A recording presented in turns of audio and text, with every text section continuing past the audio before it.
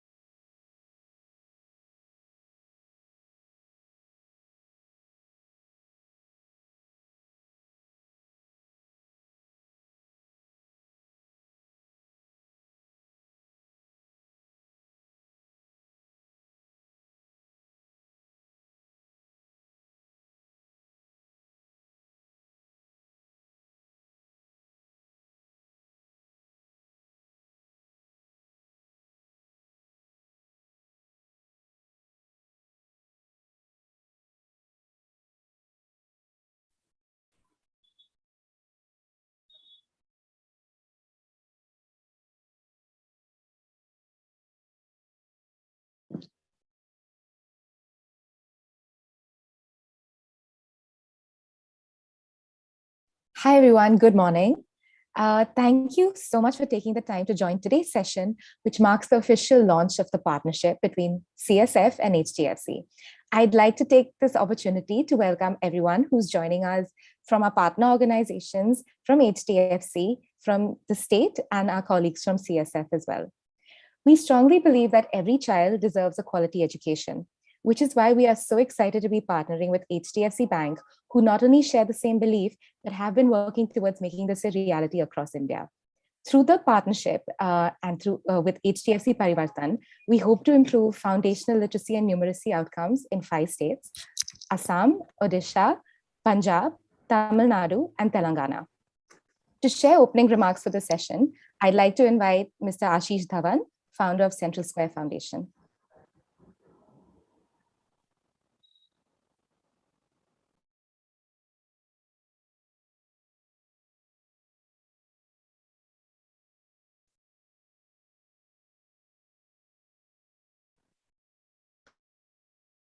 Thank you. Welcome. It's great to be here for the launch of this partnership. We are very excited at CSF and honored actually to partner with a credible institution like HDFC Bank.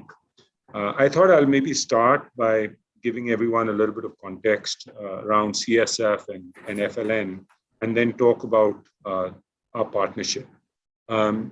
So I left the corporate world about 9+ years ago and was very passionate about education and why it's critical to make a difference in education if we want to transform our society and our economy.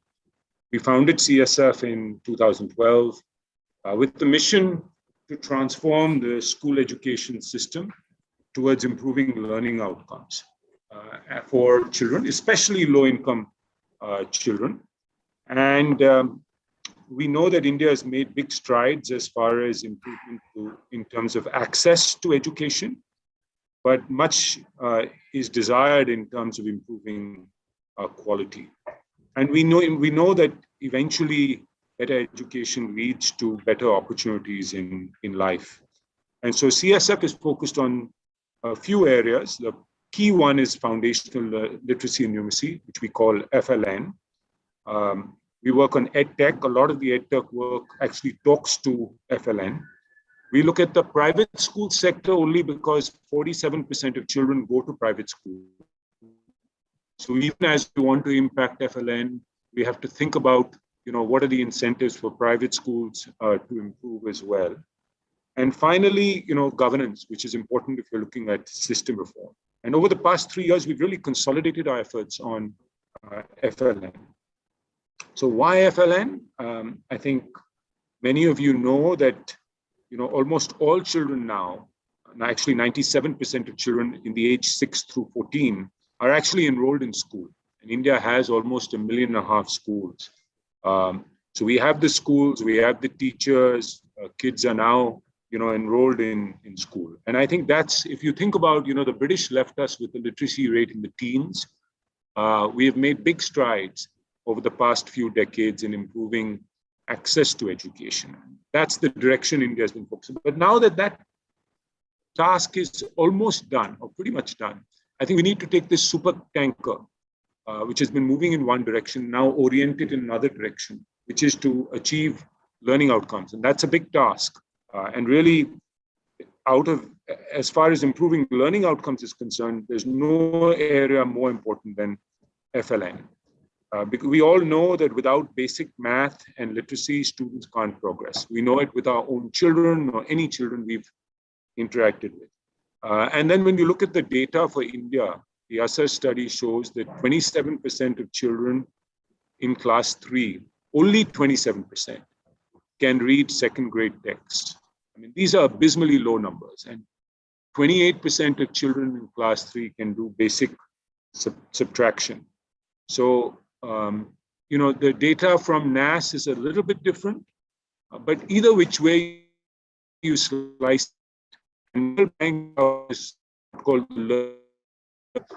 it shows that 5% of children can't read third-grade text at age 10, so in class 5. So somewhere around 55, 60, 70% of the children are falling behind. And once they fall behind in the early years, they fall behind forever. Because class 3 is that sort of gating year where you switch from learning to read to reading to learn. And the curriculum then moves on. And if you can't read, you can't do basic math, you cannot transact the curriculum. And your learning trajectory effectively plateaus. The long-term benefits of FLN are well established, which is it leads to better life outcomes, it's participation in the workforce, and social and economic advancement.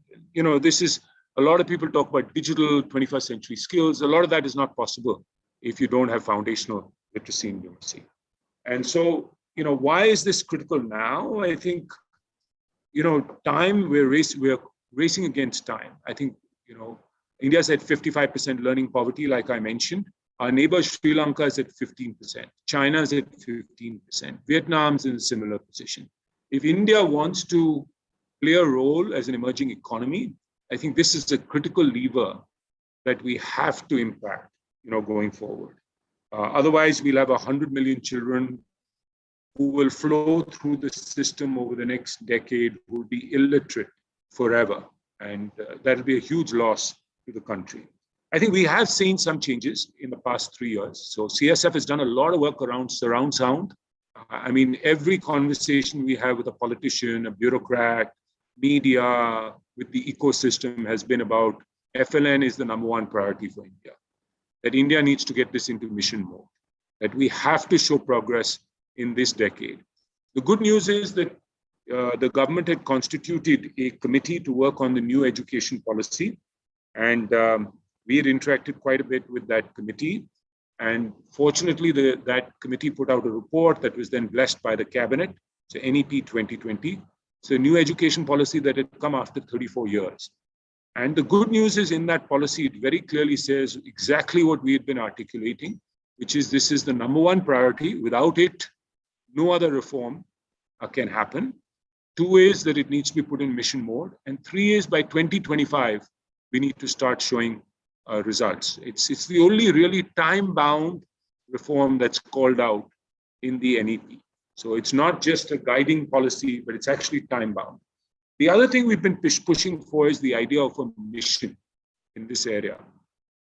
In fact, I had the chance on 3 occasions to present to the Prime Minister, and all 3 occasions, the only message I had was, you know, we need to put this into mission mode. And obviously, it's not just our work, but many other people who've been talking about it. And we're just grateful that the government finally decided to launch this NIPUN Bharat mission. The Prime Minister announced it last year on Teachers' Day, just after Teachers' Day. And then finally, the ministry did a launch, and now state governments have sort of understood. And there's now going to be funding from the center.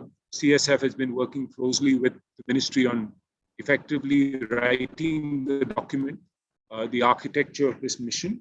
And there'll be real demand from states, because now states will want to, you know, take advantage of this money, but also show improvement. And really, it also energizes the whole civil society sector, because we're all now collectively working towards one goal. So even people like Merlia, who I see on this call, etc., who have already been doing work, you know, they have a North Star now, you know, pointing in this direction of by 2025, to be able to leverage this mission to do their work and to be able to work more closely with the states where they are working.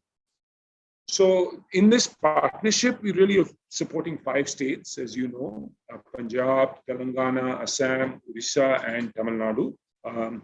I think the good news is we've really responded to demand from the states. We've not tried to push. You know, these have been states that have reached out, that really want to do this. I mean, I'll give you an example. In Odisha, for instance, the Chief Minister's office, I think, had reached out almost a year and a half, 2 years ago, pre-COVID. And the IAS officer who works in the CMO flew down to Delhi. I remember meeting her in this office and talking about FLN almost 21 months ago. And then one of our partners, Dheer Jingran, went down there, started a program with them. So it's slowly, you know, they've also realized that this is really important. And Odisha said, you know, this is something we want to do. Or similarly, in Tamil Nadu, Merlia has already been working, and she can talk about what's happened there. So in all these states, in Punjab, I think Pratham had done some work already, and the state was interested, you know, in this objective. So I think the idea here with all these states is, as opposed to a typical nonprofit program, I think it's really, we're talking about system reform. How do we help the state governments in these 5 states to design and launch the innovative sort of FLN programs under this mission so that it's system-led, it's owned by the system, which will ensure sustainability. And also then, you get the requisite budgets, the political commitment, etc. So the key outcomes we're working towards is, first is that to make FLN a key priority in the state across all stakeholders, particularly the political class, the bureaucratic class, the system administrators, the CSOs, etc. So I think that is very, very important. The second is to secure funds and the required governance to make this happen. So if HDFC Bank and CSF are putting in money, we must get leverage of that money. Many multiples of that must come from government. And not just old money that they were putting, but new money that we can unlock from the center. And so in all these states, the PABs, the teams are working on the PAB so that we unlock money from the center, so that there's no excuse that we can't pay for teaching, learning material, or setting up a district PMU, or what have you, all of which is called out in the budget, but we have to be able to pull down that. And a third is really the architecture of this mission, which is around clear goals, setting clear goals for teachers, for parents, so alignment around that, the governance structure, setting them up, the monitoring framework and the assessment, very importantly, structured pedagogy, changing the teaching learning material with the SCRTs, and then working on the continuous professional development for the coaches and the teachers. So really this holistic reform, and that is the idea of setting up these PMUs in all these 5 states. So their job is very clear. They have very clear work streams that they're going to be working on with this concurrence of the state, ownership from the state. It's not just them. State officials will be working on these things. The CSOs we work with in the states will be working on these things. So complete alignment. So we are very thankful that HDFC Bank is a key strategic partner here. I think, typically I think in CSR, this has not been attempted, which is really to work on system reform. It can feel daunting, but I think it'll be quite innovative to work on this. I think it'll also be very sustainable, because if it grows roots within the state, then it's not an NGO program. Most NGO programs fizzle out. They don't have sustainability. And unfortunately, most NGO programs, even if they're doing good work, don't get adopted by the state and scaled by the state. So here we're taking a system-first approach, in a sense, since we hope in that sense, under the aegis of the mission, we can drive results and drive sustainability. And we look forward to this partnership over the long term. I think, in my mind, we have to all of us have to work towards, making this happen in the next 5 years. This is a time-bound mission. It's got a 5-year timeline. And so in 5 years, we have to show, results. And these indicators that we were talking about have to start moving year after year in these states. And so we are very excited and hope we can jointly be committed to making this happen, over the next 5 years. Thank you. Thank you so much, Ashish, for your comments and for really setting the stage for the rest of the session and for the partnership itself. I'd like to now invite Ms. Nusrat Pathan, CSR head of HDFC Bank, who will be sharing more about HDFC Bank's focus on education.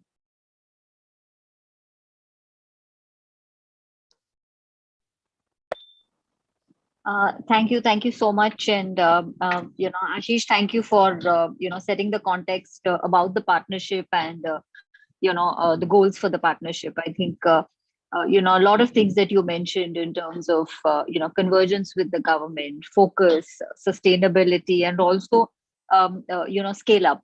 I think these definitely are, common on the agenda of both HDFC Bank as well as CSF. So I'm pretty excited to see, how we actually set the context. And I'm looking at the current 5 states that we're looking at as a pilot of sorts to see how we can actually meet our objectives. And hopefully the next time we, interact, we will be present in a lot many states as well, taking this agenda forward.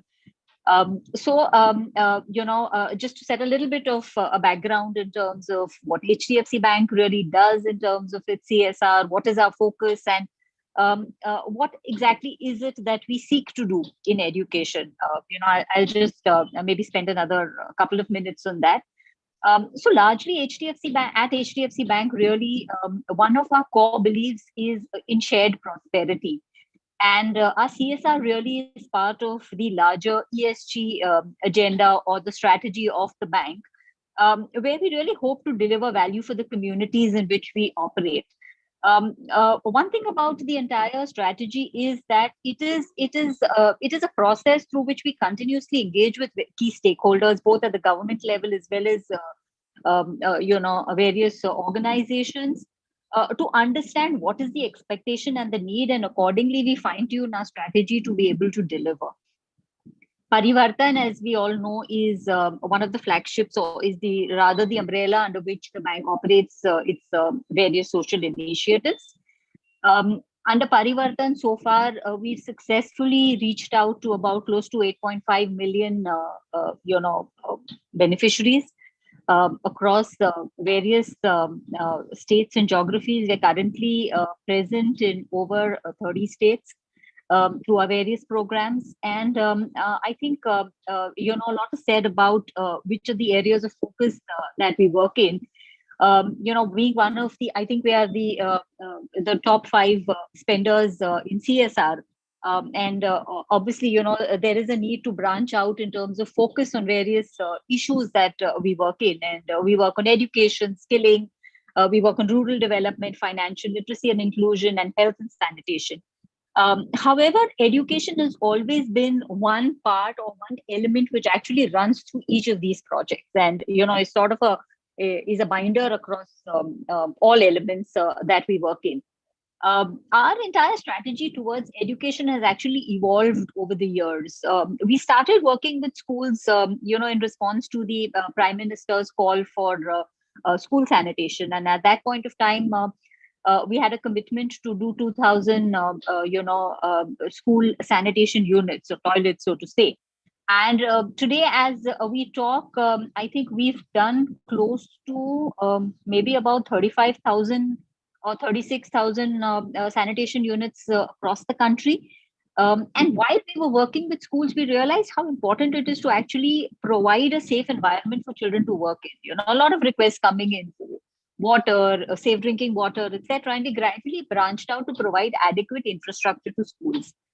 And this again is woven into all our programs, whether it is rural development or whether it is literacy. That's one of the things that we see, that the children are in a safe and comfortable zone in which they operate. Having evolved over the years, currently our focus in education largely looks at 3 aspects. One is Train the Teacher, which is our TTT program, and we have a partnership with the Sri Aurobindo Society on that, where we are running a program called the ZIIEI, and that's the largest program under TTT, where we basically are looking at empowering or motivating teachers who are actually working in communities, in government schools, identifying what are the workable zero-cost solutions that have actually worked for them, highlighting these and giving recognition to these teachers.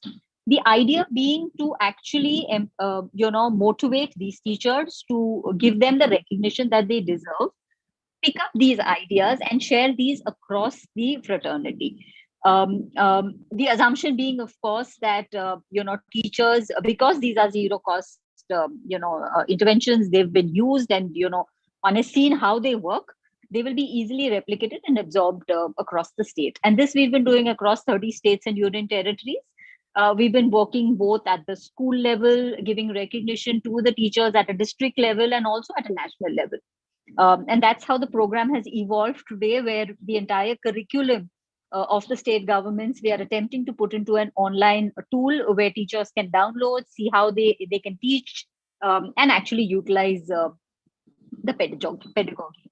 The next phase of this particular program would be where we are looking at actually creating model schools in each of the districts that we identify, so that people can actually go and see these, these models in use, and also for us to be able to see how it's actually impacting the student learning outcomes.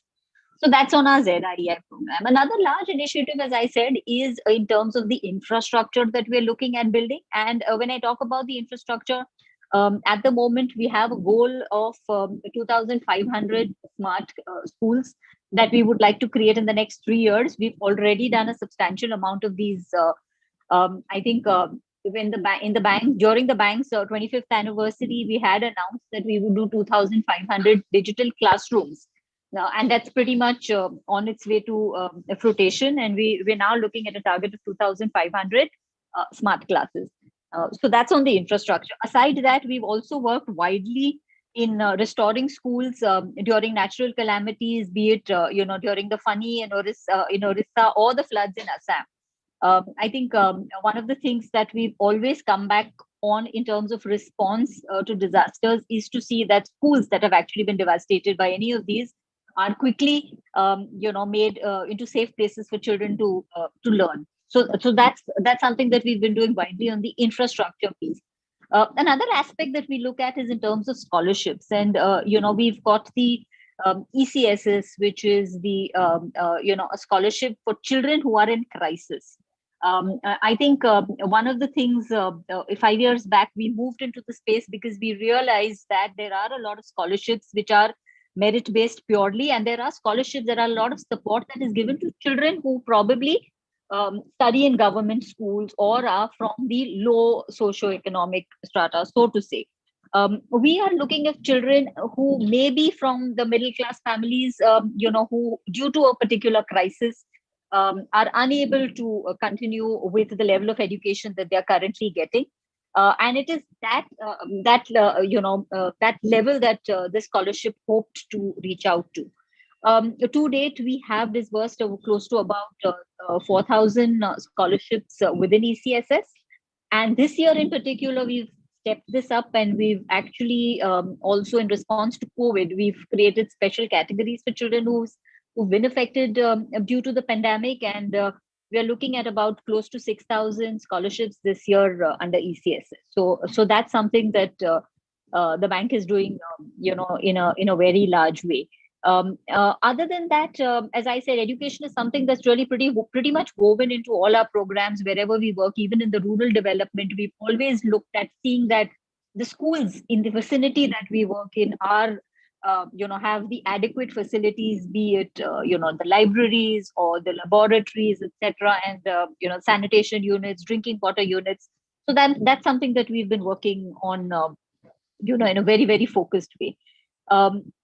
As we step towards quality education, in fact, last 2 years we've set goals for learning levels, in particularly to be an improvement in terms of the learning level of children. And I am excited to see that this partnership that we're looking at, would be able to deliver on that particular goal that we have set for ourselves. Having said that, without much ado, I'd like to really hand over, for the continuation of the program. Thank you, everyone, and thank you for the entire team, both my colleagues who are there as well as the CSF team, for actually ideating, deliberating, and bringing together such a strong program. Thank you so much. Great. Thank you so much, Nusrat. It's really great to hear about the work that HDFC Bank has been doing to solve what is really such a multidimensional problem within the education sector, and really energizing to hear about the overlap of our long-term goals. I'd like to now welcome Mr. Krishnan, Associate Director at CSF, who will be sharing some key updates on the work that we've been already begun to do across the 5 states in Assam, Odisha, Punjab, Tamil Nadu, and Telangana. Krishnan, over to you. Thank you so much, Pratika, and good morning, everyone. I'm just going to take a very quick 5 minutes to share a little more detail about the project in terms of sort of what we are doing and how we are doing it, and what have we sort of achieved so far. Again, not sort of spending so much time on the problem. I think we've sort of spoken about that enough. We have sort of, understood really the extent of the learning crisis in India, especially in the early grades, and thankfully the opportunity is sort of right, in terms of the time, and which is why this program we're we're sort of rolling out now. In this particular project, we've partnered with 5 state governments, Punjab, Assam, Odisha, Telangana, and Tamil Nadu. And the aim is to ensure that all students in these states are able to achieve foundational learning levels as prescribed by the sort of the Ministry of Education in that time period. Again, something that just reiterating something that Ashish called out, that all of these are government-led programs, and really that our role is more as a catalyst to help sort of support the governments who are anyway doing a lot of very, very innovative programs to address this particular crisis. The broad idea, and I'm going to spend maybe 30 seconds on this slide, is really the how, right? Like, what are we really doing, and what is this all about?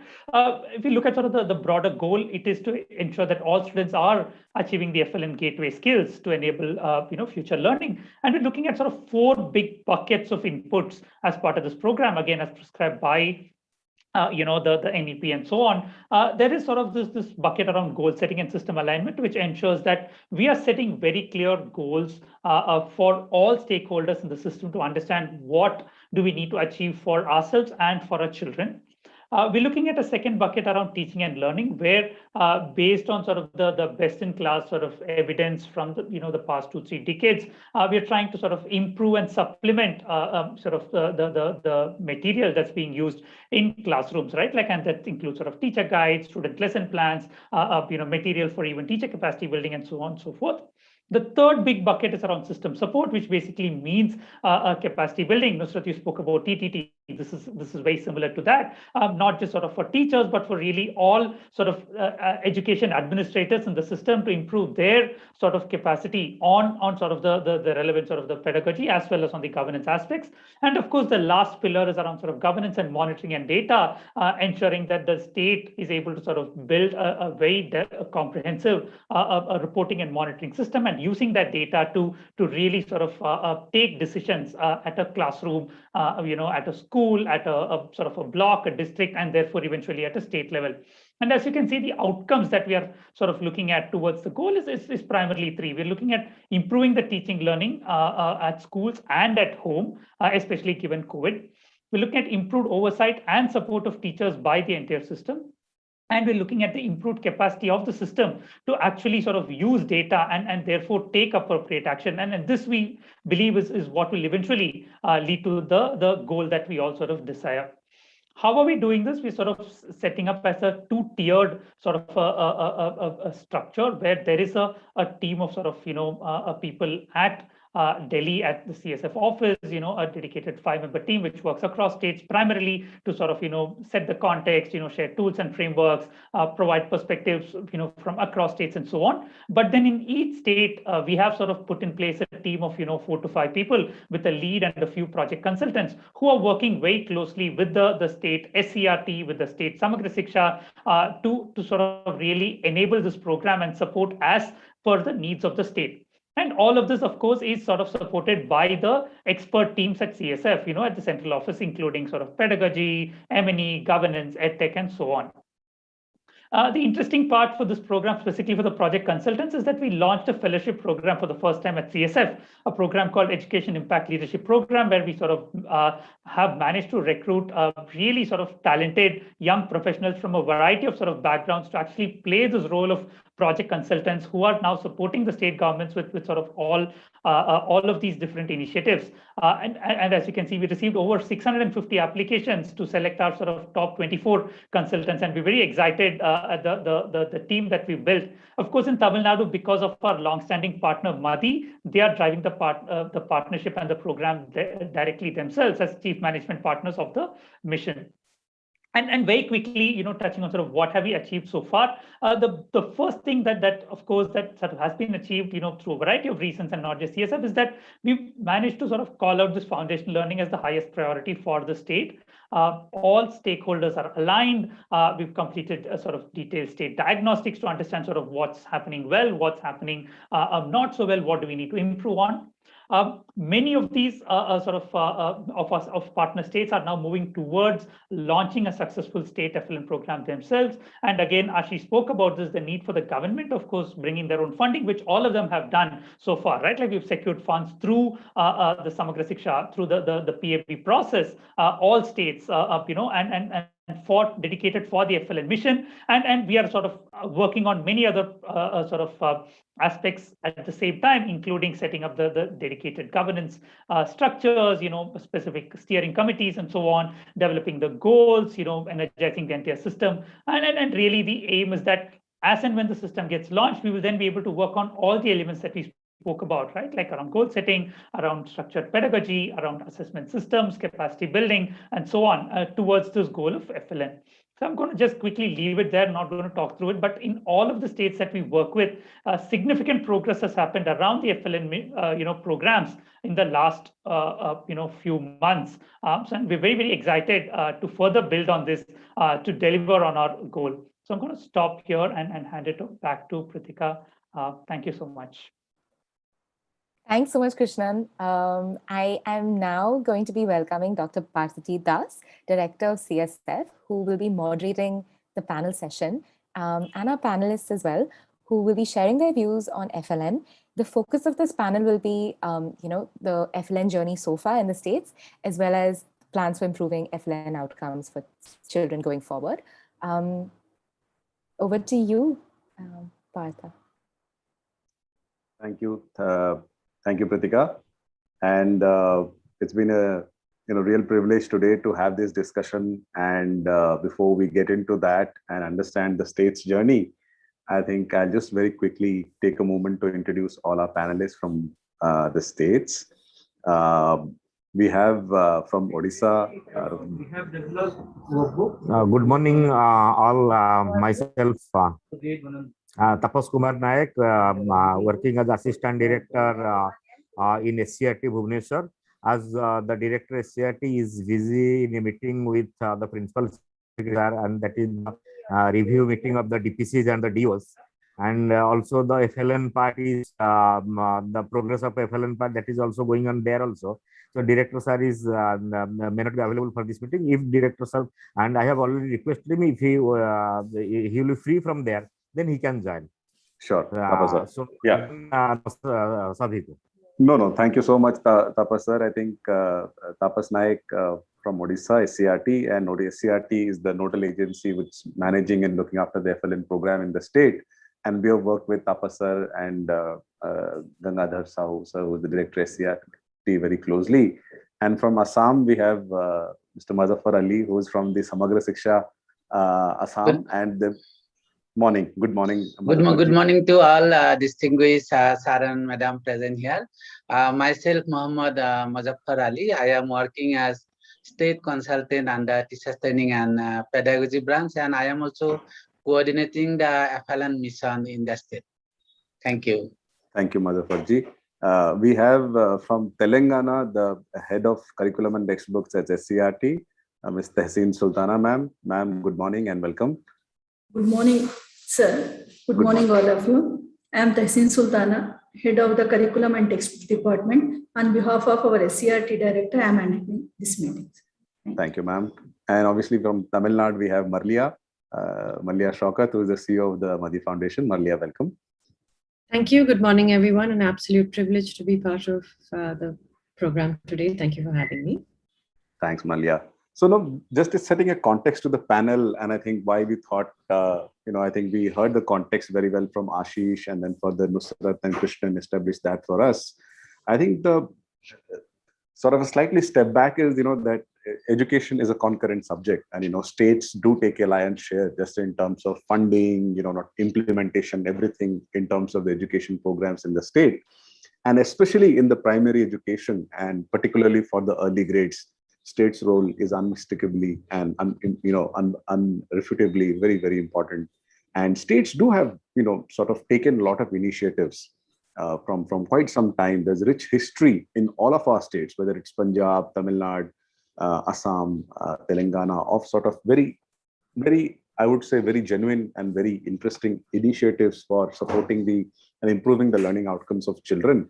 And they've been very, to name a few programs, there is, in the recent times, there is this Padho Punjab program in Punjab, which looks at, all the academic components. I mean, in Assam, there was a reading enhancement program as a part of the Parivartan Bade Bharat initiative, and so on. I mean, they are just a few names that I mentioned.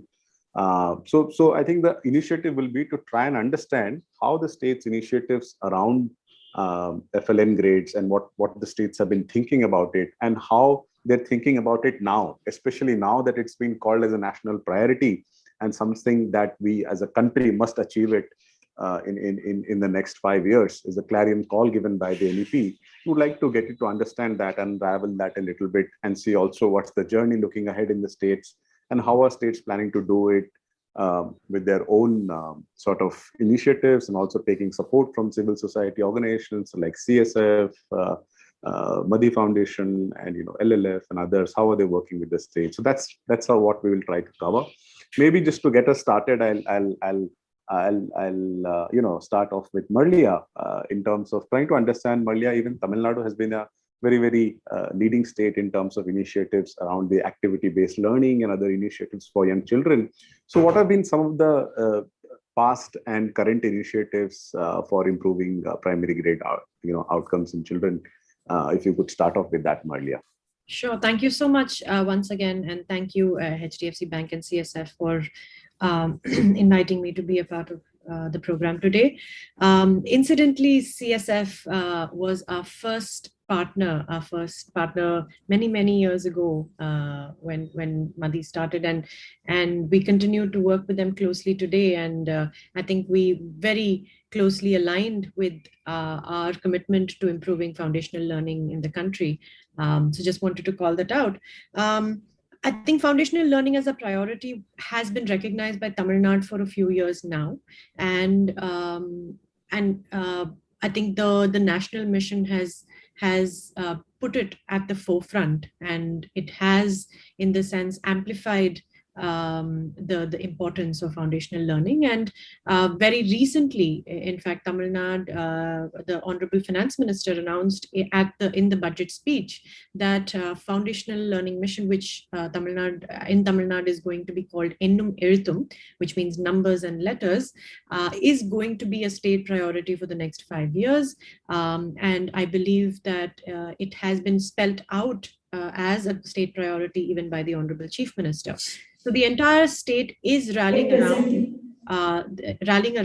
prioritizing foundational learning in Tamil Nadu. As all of you must know, Tamil Nadu's almost universalized primary education, which means 99% of our children are in primary schools, and therefore the next frontier for Tamil Nadu to sort of win would be improving the quality of outcomes in our primary schools, and which is why the FLN mission is looked at as a priority over the next 5 years. It is, like I mentioned, a concerted effort. The state is putting its weight behind it. We've been working with Tamil Nadu for the last 5 years on foundational learning, but on a project mode where we've been piloting programs, and we started off very small, and over the years piloted in 2000 schools, and some of the ideas and approaches that proved to be successes in the 2000 schools have been adopted as part of the Ennum Ezhuthum mission. And now we have a team of about, we will have a team of about 70 team members managing the mission in the state. And I think the critical part of our engagement with the state is the collaborative nature of working with the government, where there isn't a sort of a directive or a ready-made solutioning that is offered to the state, but we work closely with the SCRT, with Samagra Shiksha, with the Directorate of Elementary Education to really work together on all domains, be it curriculum, be it teacher training, be it building governance systems, be it building data management systems programs for the state. Every single component of the FLN mission is owned by the state and supported by MADI. And we're very excited to see the kind of reception that the program is receiving, and the kind of activity that we're seeing now, because I believe we will have, schools going into a regular mode in 2022, right? I mean, thanks to COVID, but there is a lot of buzz, a lot of activity. Curriculum is being looked at from a very fresh lens. Pedagogy and teacher training is looked at from a very fresh lens. Some, very unconventional and radical ideas are being proposed, because I believe that's the need of the hour, given that the problem has been exacerbated by learning losses due to COVID. So the state is looking at FLN as something that everybody will rally around. The messaging is very clear, the goals are very clear, the approach is getting clearer. It is being developed collaboratively, and I think it's an exciting time to be seeing how something that we have been working on as a vision to ensure universal access to foundational learning is now becoming a national and state priority, and truly excited to be a part of that journey in Tamil Nadu. Thanks, Malia. And I think just want to quickly get Tehseen ma'am on this one. In terms of the initiatives in Telangana, and especially the point that Malia touched upon, Tehseen ma'am, as to how now that schools are reopening, and even in Telangana they've reopened now.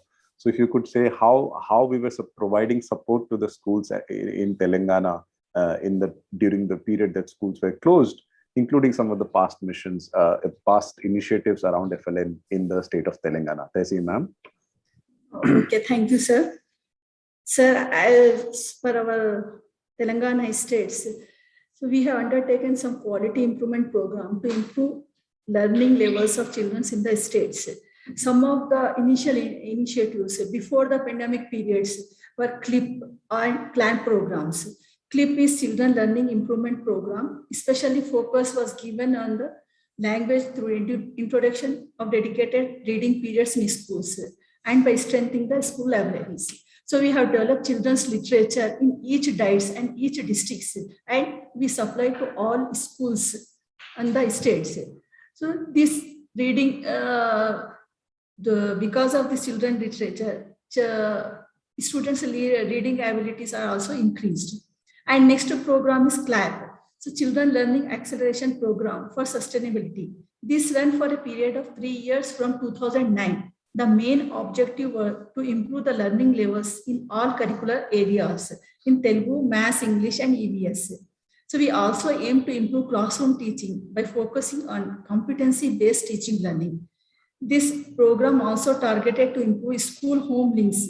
So this latter merged into Learning Enhancement Program in 2012 also. So through language improvement program, we initiated another program of 3 Rs. 3 Rs means here reading, writing, and arithmetic for all the students in all primary grades. So this program run as a 60 days or 40 days or 30 days program, in which students were taught remedial classes based on their performance in the baseline test. So after the conduct of the baseline test, we are divided into 3 levels, A, B, C. So depending upon their level, we are providing the learning experiences or remedial teaching after the school, daily 2 hours for remedial teachings. And at present, after realizing the importance of foundation skills, especially after the pandemic, and we partnered with the Central Square Foundations, so who had a great learning experiences along with us. So in the states, we are working to attain basic foundational skills in students by class 3. So this for Central Square Foundations, after partnering with the Central Square Foundation, we are working on the Foundational Literacy and Numeracy after launching the NIPUN Bharat, before launching the NEP program.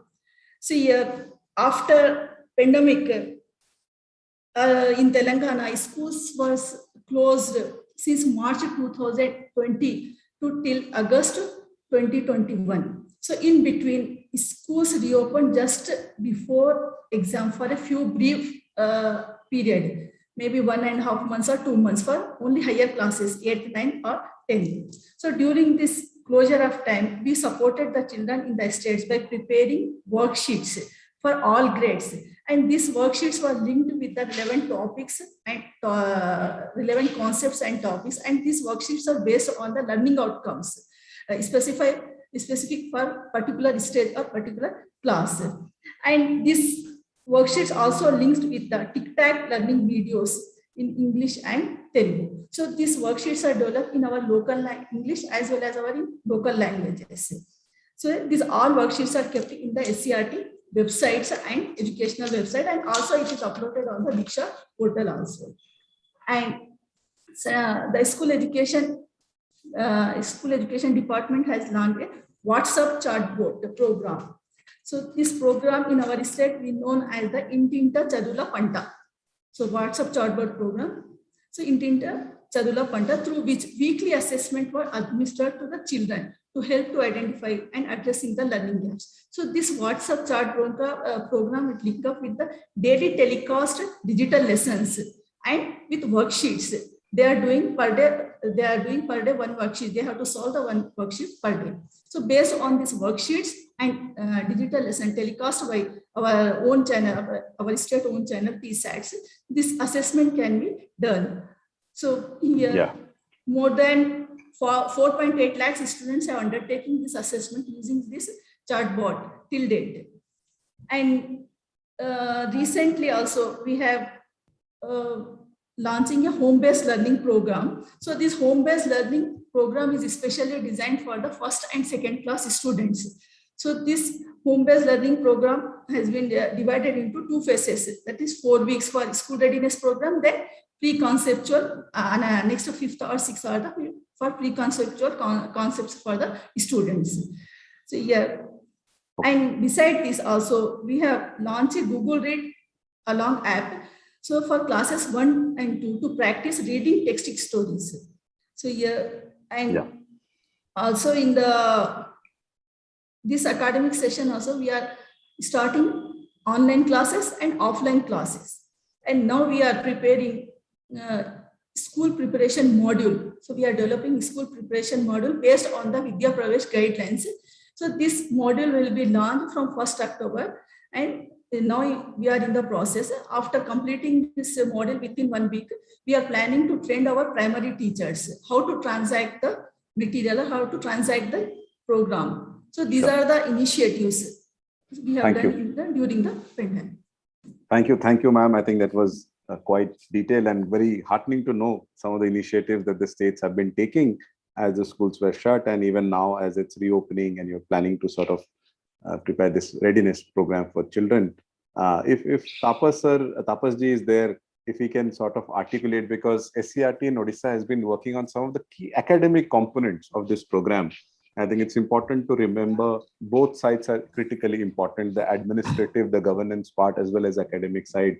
Tapas sir, if I can request you to sort of share some of the key components, that academic components we've been working for FLN. Okay, thank you, Parthajit ji. So first, so far the FLN is concerned, before the particularly the FLN guideline by the Government of India, the NIPUN Bharat guideline, after the NEP 2020, we at HDFC level we have started some work, particularly to strengthen the foundational literacy and numeracy. And at that time, we have a strong resource group at SCRT level in both numeracy and literacy. And we started developing the materials, particularly in numeracy part. At that time, the NIPUN Bharat guideline was not there, and the details of all the materials, Vidyabase and other materials developed in NCRT, that was not there. But we have started preparing class 1, 2, and 3 mathematics workbook, particularly to strengthen the numeracy competencies in the state. And we have integrated the school readiness program with the workbook for the children. But after the NIPUN Bharat guideline, now there is a need of review of those materials, particularly in terms of the learning outcomes. Some learning outcomes that were earlier in class 1 that has been now placed at the Balbatika stage. And we are also coordinating the things, and we have a close link liaising with the W&CD department because the Anganwadis are under the W&CD department and the Balbatika class is with them. And the state in the initial stage is planning to nearly introduce the Balbatika class in 20,000 primary schools where the Anganwadi center is located in the primary school campus. So in the material development plan, we have a close linkage with Central Square Foundation and Language Learning Foundation and Akhara Foundation.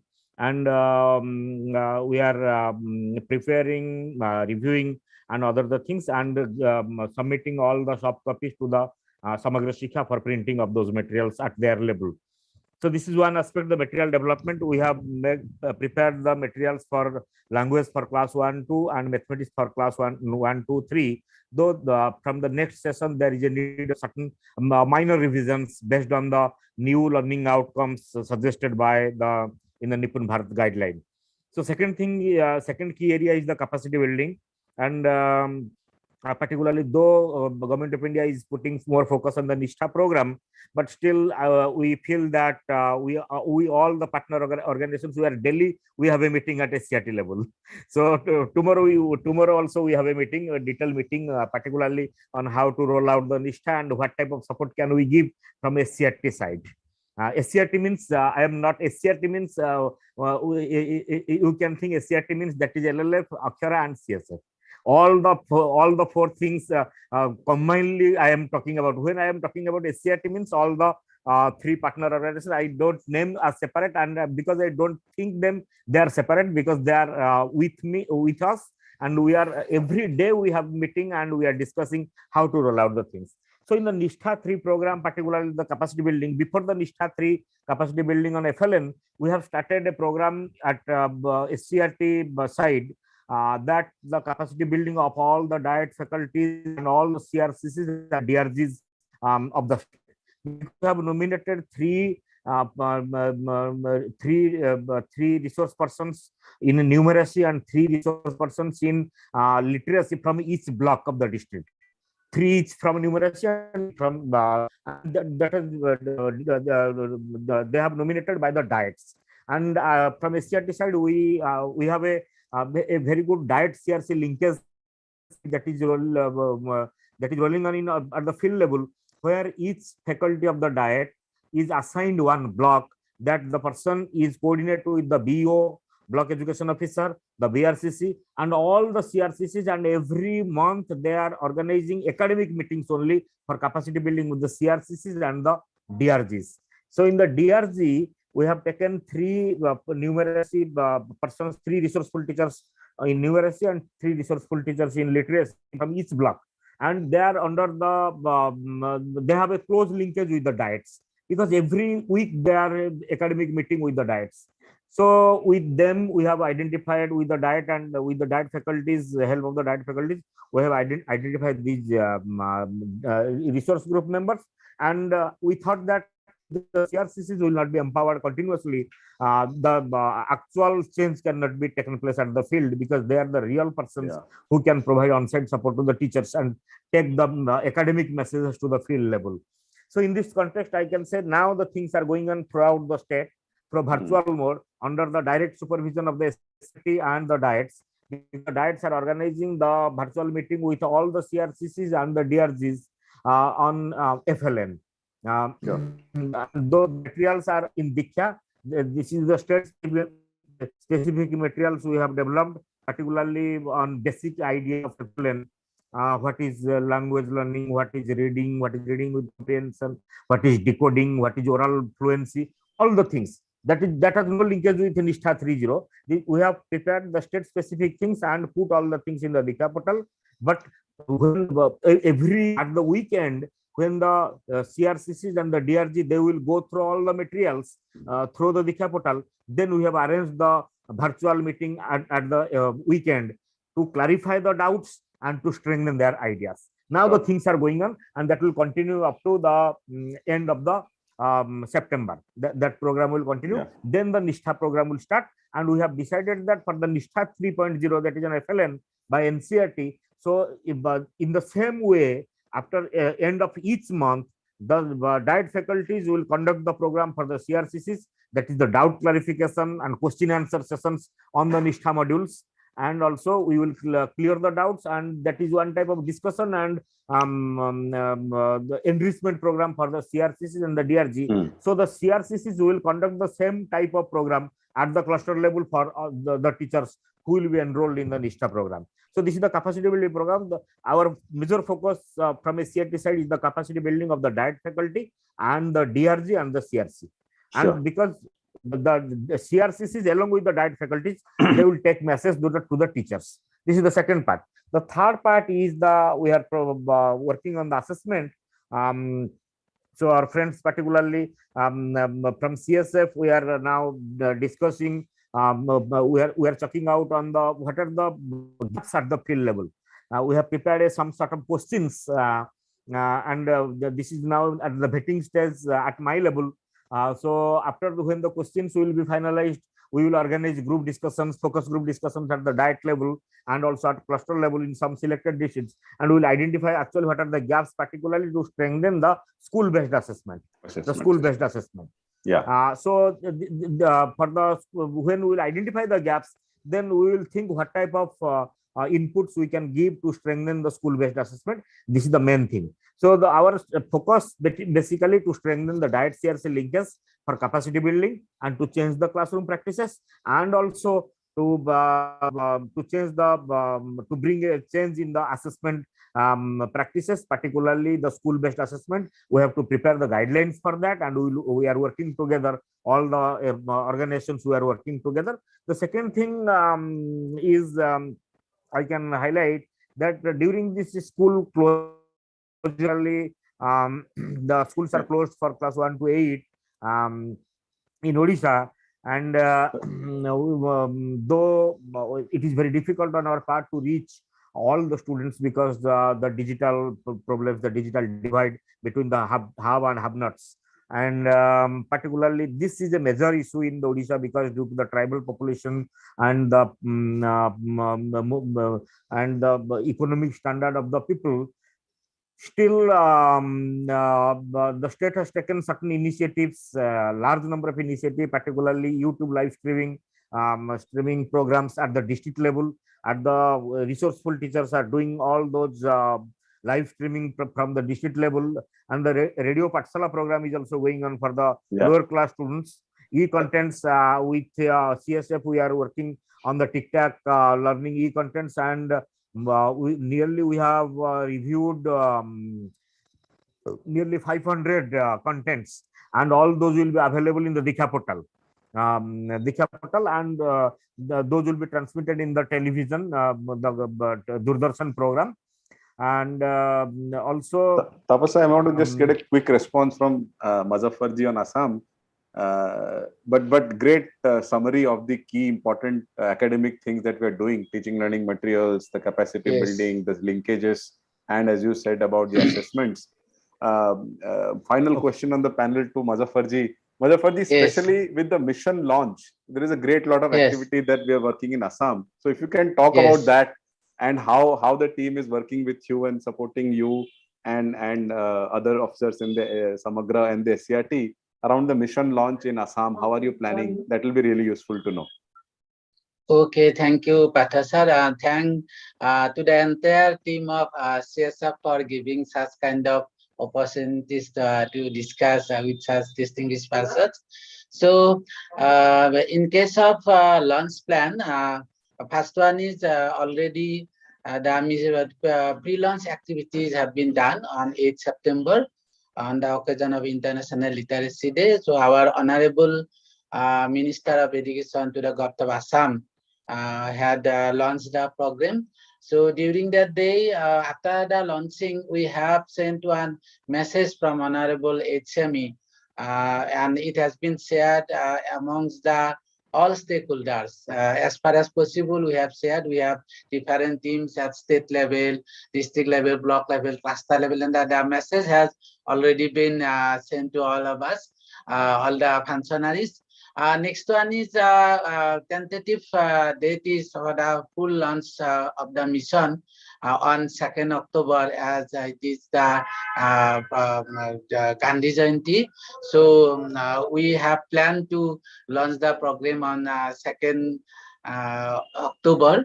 The file has been sent to Government of Assam for the approval, kind approval of the higher authority, and on that day also we have some plans. A message will be sent. Some distinguished persons will be invited, including teachers. So if possible, we'll have to try to conduct the launch. Government will try to launch the program physically on offline mode. So it's on planning now. So the file has been sent. And regarding team, we are very lucky that we are working with some reputed organizations, CSF, XTEP, Pratham, and UNICEF. We are getting full support from them, especially CSF team. We are very lucky. Temporary accommodation has been arranged in our office. They are putting their best effort to the Fln mission in each and every task, including launching, development of roadmap, development of the action plan, even the minor things, even in the preparation of minutes of the discussion minutes, they are helping us. We are getting full support. We must appreciate the team. Thank you so much for your kind words. Again, I would like to say we are very lucky to have with us kind of team. All are dedicated, sincere, and they are very proficient also. So we are very in case of team members from CSF, and we are getting support from UNICEF also, and Pratham is also giving us support as and when required, and even XTEP Foundation, they are also giving support as we have been made convergence with them. And we have, of course, we had planned before getting the guideline from MOE, we had taken a lot of initiatives. Before getting the guideline, we had notified from the Government of Assam the state core cell for development of academic package.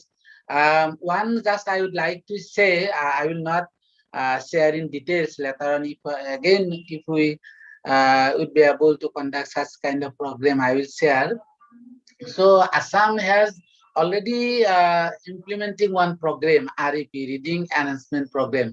So our state has one good opportunity that in case of materials, as per FLN mission and NIP, we must provide child-centric, effective learning materials to the children. But we have the one good opportunity as we are already implementing Reading Enhancement Program, which is basically for the building of reading proficiency of children class 1 and 2. So we have a lot of materials we have developed with the expert of SCRT, diet, even retired educationists were also involved. These materials were developed at state level in workshop mode. So materials have been have the linkage with the learning outcomes. But as we have recently got the NIPUN Bharat guideline, so in case of learning outcomes, as Tapas sir has also told, so like we have that state, we have also some need for modification, some of the portions of the materials. So we have done one thing as per our authorities' suggestion, direction. We have sent all the materials to the director SCRT to involve subject expert and to modify if required. And these materials are being already used for reading enhancement programs. So in case of the materials of literacy related to FLN, almost we have the materials for literacy. And in case of numeracy, we have developed two instructional design linking with the learning outcomes of NCERT, linking with the contents of textbook, and we have given one scheme for smooth transaction by the teachers in classroom, so that no teacher faces any problem in the classroom. So in case of numeracy, we have developed that.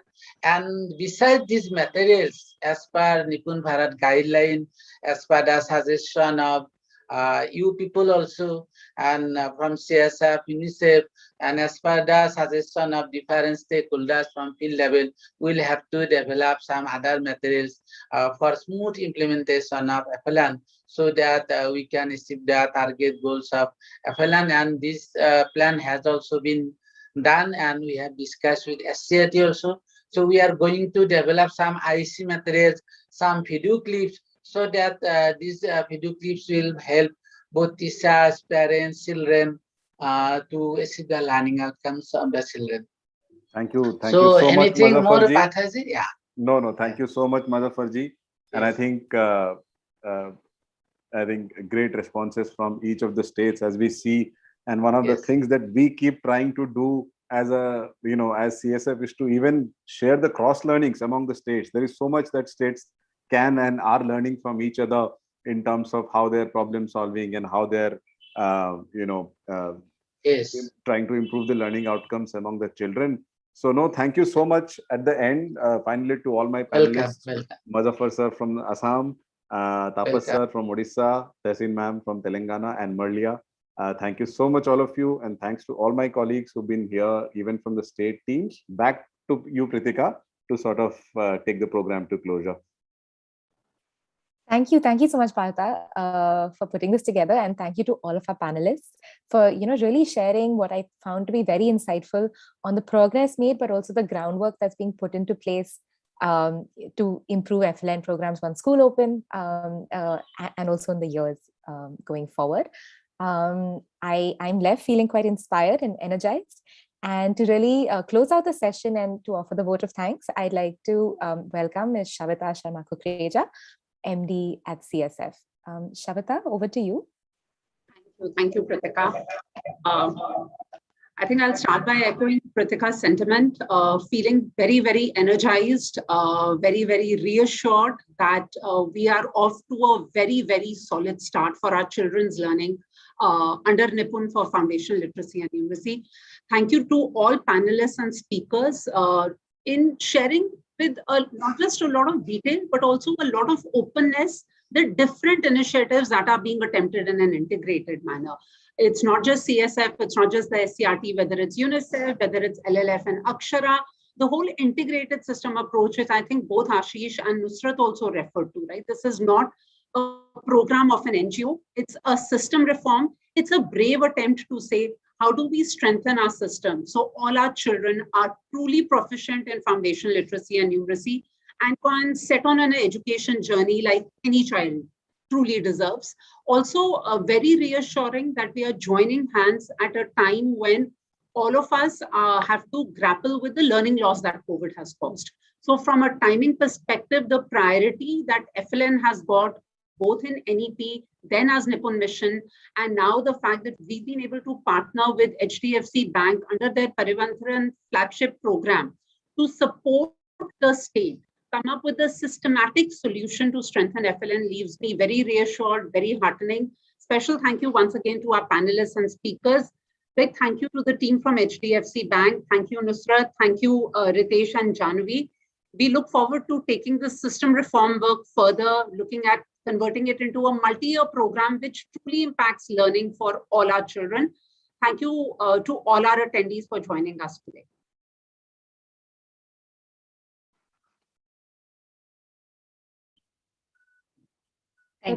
Thank you. And I think that draws a close to today's session. Take care, everyone, and look forward to sharing progress throughout the year.